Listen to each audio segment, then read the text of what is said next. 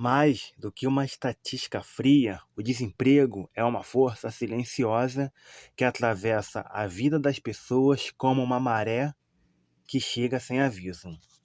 Quando um trabalho se perde, não se perde apenas uma fonte de renda, perde-se um eixo de identidade, um sentido de pertencimento, um espaço social que garante a alguém o direito de existir com dignidade. É nessa ruptura que começam as fissuras, insegurança alimentar, adoecimento mental, fragilidade das relações familiares e, em muitos casos, o risco real de ir parar nas ruas.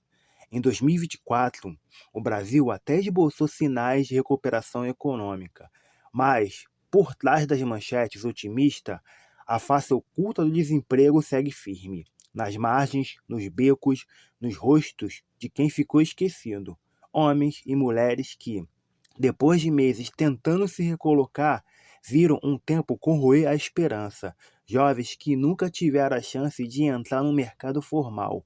Gente qualificada que envelheceu dentro de um sistema que valoriza a flexibilidade, mas descarta o humano. O desemprego prolongado é mais do que ausência de salário, é erosão do projeto de vida, é o esvaziamento dos laços, a perda de autoestima, a corrosão silenciosa de uma história pessoal. Quando a renda desaparece, o cotidiano desaba, o aluguel atrasa, a geladeira esvazia, as contas se empilham. E, sem rede de segurança, o improviso vira sobrevivência. Bicos, dívidas, favores, doações, auxílios que mal cobrem o básico. Há trajetórias que seguem o mesmo roteiro doloroso. O emprego que se vai, a poupança que se acaba, os bens vendidos, o despejo, a rua.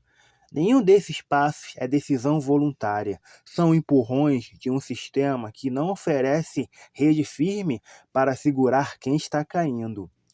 E o que começa com um problema econômico vira rapidamente um colapso social. A mente também sente o impacto. O desemprego prolongado alimenta o medo, a dúvida, o cansaço.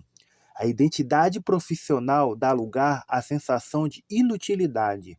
Os dias se confundem, o tempo se alonga.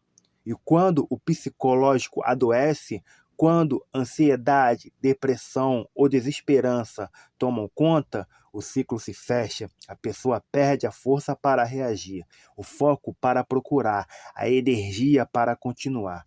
É um círculo cruel. Ignorar isso é negar a realidade, mas porque tantos ainda veem o desemprego como falha individual. Parte da resposta está nas próprias estatísticas. As medidas nacionais mascaram o rosto humano por trás dos números, invisibilizam os desempregados de longa duração, os desalentados, os que desistiram de procurar por pura exaustão. E há também um problema cultural. Naturalizamos a ideia de quem quer, trabalha, como se bastasse vontade para vencer barreiras estruturais. Mas o mercado não é neutro. Ele exclui por território, por idade, por gênero, por raça.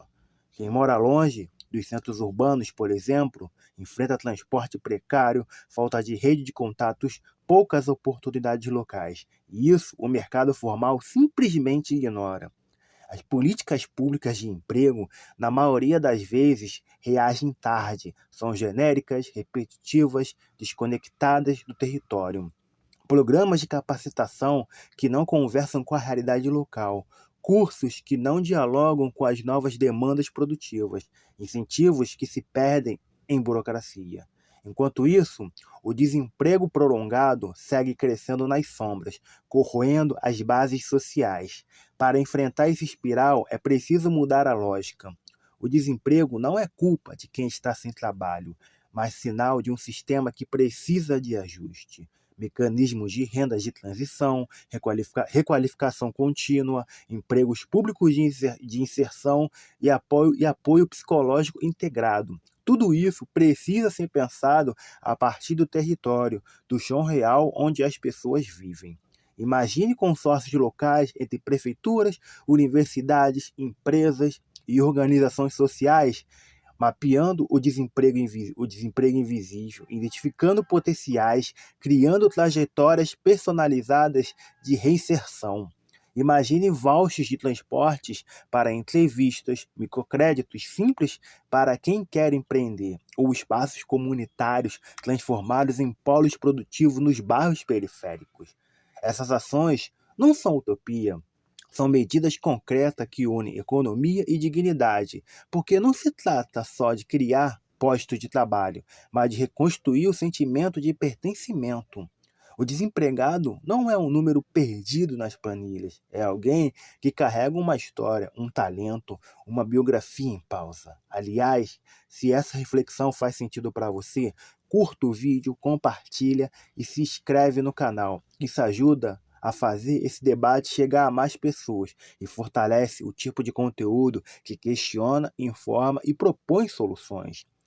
E aproveito para falar de forma bem humana. Esse projeto é minha única fonte de renda. Se você acredita na importância de construir debates públicos com profundidade, apoie financeiramente o canal.